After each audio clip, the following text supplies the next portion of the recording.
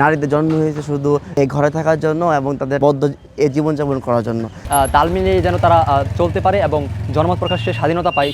আমাদের দেশের পার্সপেক্টিভে নারীরা এখনও অনেকটা পিছিয়ে আছে, কারণ আমরা যদি একটু খেয়াল করি, বিশেষ করে গ্রামীণ বা প্রান্তিক পর্যায়গুলোতে আমাদের সমাজ বা পরিবারে সিদ্ধান্ত নেওয়ার ক্ষেত্রে নারীদের জনমতটা খুব বেশি আমরা সেভাবে কনসার্ন করি না।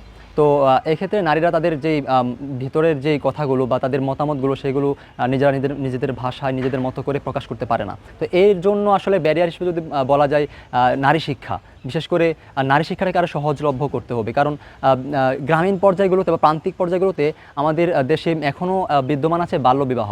আর বাল্যবিবাহের ফলে তারা তাদের সেই শিক্ষাটুকু পায় না এবং তারা তাদের সিভিক এডুকেশন, তারা তাদের আরও আনুষঙ্গিক যেই বিষয়গুলো বা যে বিষয়টা তাদের প্রাত্যহিক জীবনে চলার জন্য খুবই প্রয়োজন, সেই বিষয়টা সম্পর্কে তারা বিস্তারিত জানছে না এবং তারা সেটার বহিঃপ্রকাশ করতে পারছে না। আমাদের সমাজ আপাত দৃষ্টিতে যেহেতু পুরুষতান্ত্রিক সমাজ, তো ওই জায়গা থেকে নারীরা যে অনেক নির্যাতনের শিকার হচ্ছে, বিভিন্ন ধরনের হয়রানির শিকার হচ্ছে, অনেকে রেপের শিকার হচ্ছে। বলা যায় আসলে একদম যে নারীরা একটা নির্দিষ্ট বয়সের পর যারা অ্যাডাল্ট উইমেন যারা আছে তারাই র্যাপের শিকার হচ্ছে এমনটা না, আমাদের দেশের শিশুরাও র্যাপের শিকার হচ্ছে। তো এই যে একটা নিন্দনীয় একটা জঘন্য একটা কাজ। তো এই ধরনের পাশবিক পুরুষতান্ত্রিক যেই কাজকর্ম, এই জায়গাটা থেকে নারীদেরকে উত্তরণের জন্য আমাদের গভর্নমেন্ট এবং আরও স্টেক হোল্ডার যারা আছেন তাদের এই বিষয়টা সম্পর্কে আরও কনসার্ন হতে হবে। নারী দিবস উপলক্ষে আমি এটা বলতে চাই যে নারীদের শিক্ষাটাকে আরও সহজলভ্য করতে হবে এবং নারীদের জনমতটাকে আরও প্রাধান্য দিতে হবে, তাদেরকে পুরুষদের সাথে। বিকাশ পেমেন্টে 10,000 টাকার বেশি অফার, শপিং চলছে তো।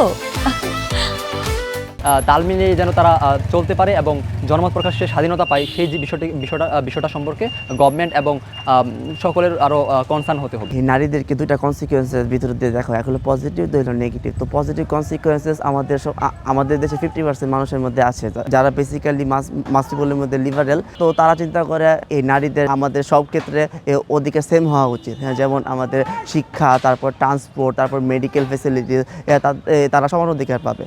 হ্যাঁ, কিন্তু আমাদের মধ্যে এমনও মানুষ আছে যারা 50% আরও মানুষ আছে যারা মনে করে নারীদের জন্ম হয়েছে শুধু ঘরে থাকার জন্য এবং তাদের বদ্ধ এই জীবনযাপন করার জন্য।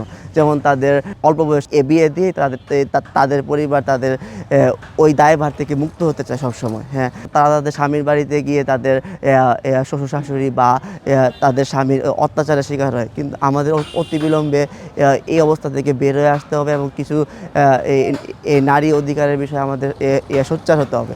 নারী দিবসে এটাই আমাদের চাওয়া যে আমাদের সব ক্ষেত্রে পুরুষ নারী অধিকার সমান হোক এবং তারা তাদের অধিকার সম্পর্কে সোচ্চার থাকুক।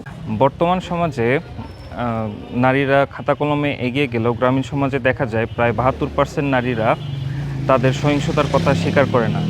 আরেকটা গবেষণালব্ধ ডেটাতে আমরা দেখতে পাই গ্রামীণ সমাজে 3 জনের মধ্যে 2 জন নারী নির্যাতনের শিকার হয়। আন্তর্জাতিক নারী দিবসে আমার এই চাওয়া হচ্ছে তাদের অধিকার স্বাধীনতার কথা তুলে ধরতে পারে, নারীরাও যেন ঠিক তেমনইভাবে সমানভাবে তাদের অধিকার স্বাধীনতার কথা তুলে ধরতে পারে।